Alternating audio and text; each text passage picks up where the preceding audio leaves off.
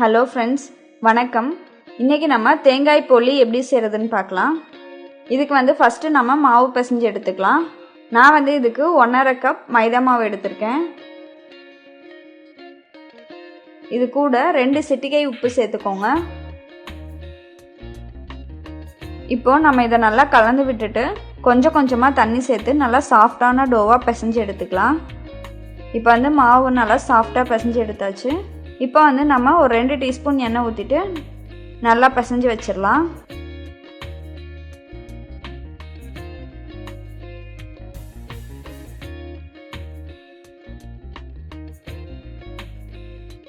இப்போ பாருங்கள் எவ்வளோ சாஃப்டாக இருக்குன்னு.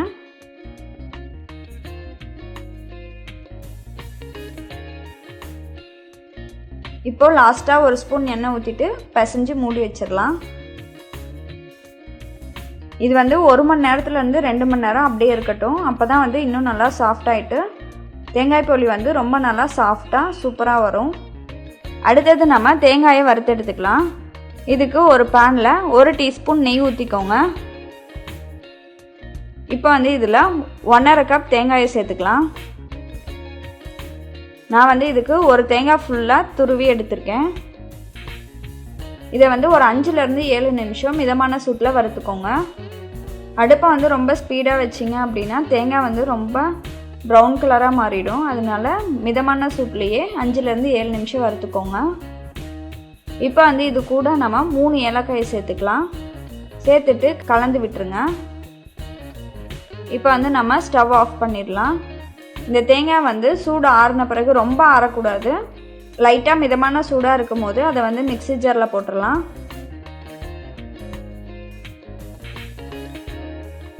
இப்போ இது கூட 1 கப் சர்க்கரை சேர்த்துடலாம். 1½ கப் தேங்காய்க்கு 1 கப் சர்க்கரை கரெக்டாக இருக்கும். இது லைட்டாக மிதமான சூட்லேயே இருக்கும்போது நீங்கள் மிக்ஸி ஜாரில் போட்டு அரைச்சி எடுத்துட்டிங்க அப்படின்னா தேங்காய் துருவலும் ரொம்ப நல்லா சாஃப்டாக ஆயிரும். இப்போ இதை ஒரு பிளேட்டில் கொட்டிட்டு சின்ன சின்ன பாலாக உருட்டி எடுத்துக்கலாம். இந்த மாதிரி எல்லாத்தையும் உருண்டை பண்ணி வச்சுக்கோங்க. இப்போ பாருங்கள், நம்மளோட மைதா மாவு 1½ மணி நேரம் நல்லா ஊறிடுச்சு.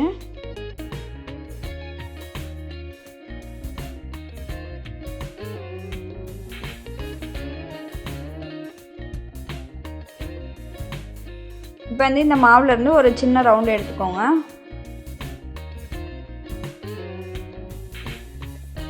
இதை இந்த மாதிரி ஒரு திக்கான பாலித்தீன் கவர் மேலே வச்சுட்டு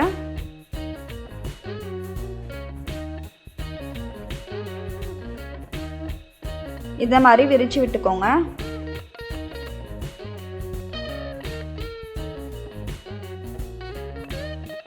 இதுக்கு நடுவில் தேங்காய் பூரணத்தை உள்ளே வச்சுட்டு இதை இந்த மாதிரி க்ளோஸ் பண்ணி விட்டுருங்க.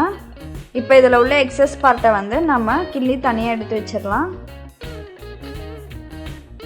ப்ரெஸ் பண்ணிக்கோங்க இந்த மாதிரி.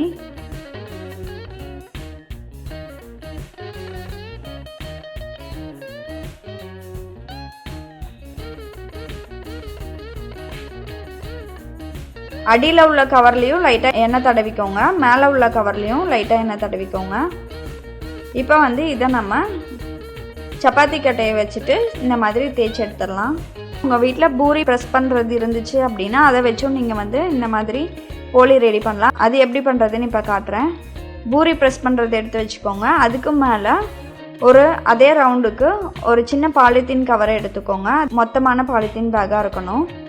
அதில் கொஞ்சம் எண்ணெய் தடவிக்கோங்க. ஒரு 2 சொட்டு. ஒரு சின்ன மைதா மாவு உருண்டை எடுத்துக்கோங்க. அதை நல்லா இந்த மாதிரி தேய்ச்சி விட்டுட்டு நடுவில் தேங்காய் பூரணத்தை வச்சுட்டு அதை நல்லா க்ளோஸ் பண்ணிவிடுங்க.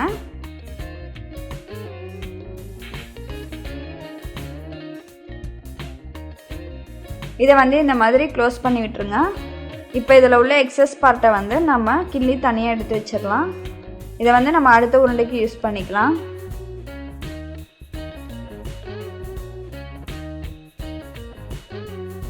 இப்போ மேலே உள்ள கவர்லையும் இந்த மாதிரி எண்ணெய் தடவிக்கோங்க.